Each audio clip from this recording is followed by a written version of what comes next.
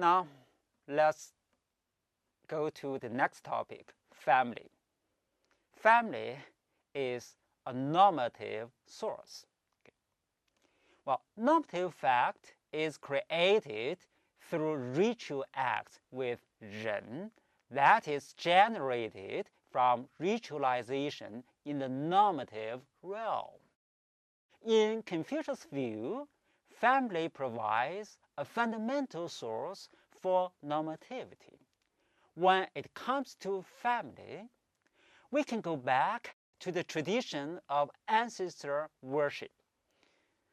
Ancestor worship is established within a ritual community of family. In the Shang dynasty, ancestral spirits of royal family had privilege of direct communication with the high god, 上帝. From this, they derive the political authority. Ancestral spirits of ordinary family provided ethical norm for the whole family. Shang people's ancestor worship was based on blood tie. In the Zhou dynasty, ancestor worship was given a more formal interpretation. Ritual structure of family provides normative order, where hierarchy and authority can be accounted for.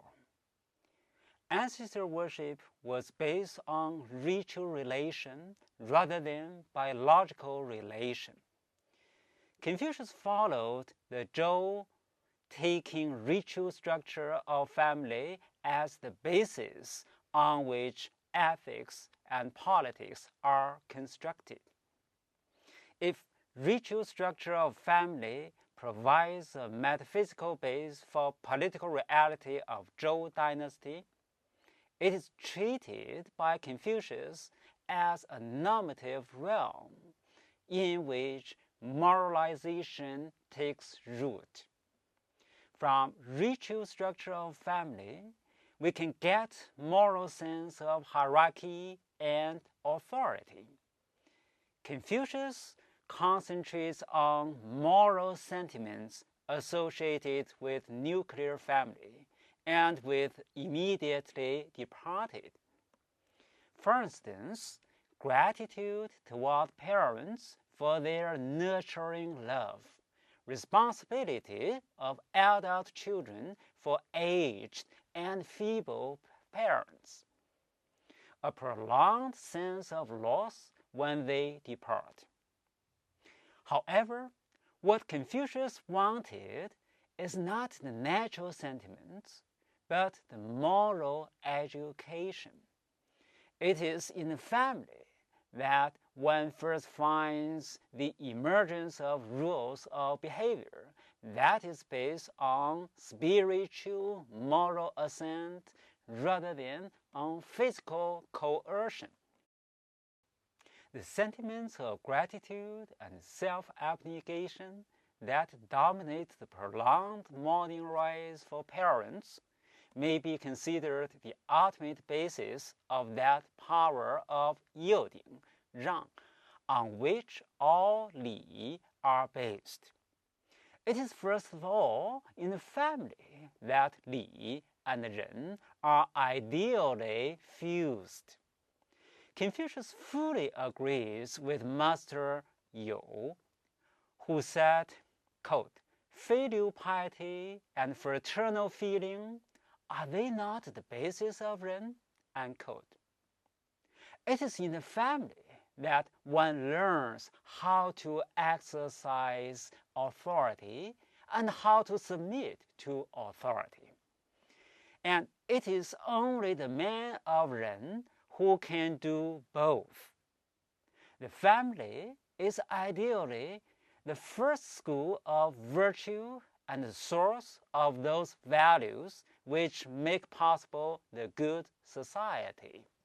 However, Confucius does not assert that all actual families are the source of moralization of society.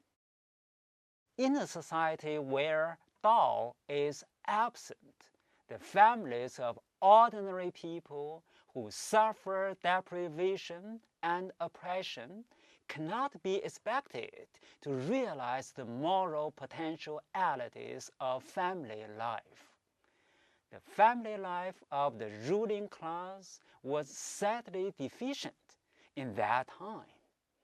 A good part of the ruling class did not learn virtue in the bosom of the family. The situation could only be remedied through the political order, and that the task must be undertaken by the good and the wise. To begin with, the good and the wise are supposed to be in the position of authority, both in moral terms and in social terms. It seems that Confucius had a hope that the ruling class could be transformed into a morally privileged class. This would start from transformation of family ethics, since the formation of the moral quality of those people who rule could find its base in the family. The personal cultivation of those with a vocation to rule is of the essence. The first proving ground of those dispositions and habits which lead men to handle power and authority correctly are the immediate relations of the sacred institution of the family. This is explicitly emphasized in the Great Learning. This is a later Confucian classic. Quote, "He who wished to bring order to the state first harmonized his family, and wishing to harmonize his family, he cultivated his person." End quote. This Confucian doctrine could be taken as a lesson to learn from what was going on in the Zhou dynasty. The feudal structure of the Zhou had rested on the moral cement of abiding kinship loyalties of the dynastic lineage. The disintegration of such loyalties coincided with the disintegration of the entire Zhou political system. When Confucius was asked a question, "Why are you not serving in government?" he answered, quote, "What do the documents say about filial piety? Filial piety? Nothing but filial piety and devotion to your brothers. This is being active in government. This is also serving in government. Why must what you call serving in government be the only form of governing?" Unquote. Here, Confucius makes a point that the same fundamental qualities which are required to restore the moral basis of authority in government are to be found in family relations. The example of a harmonious family may radiate its effects onto the surrounding environment, even when one is not in government.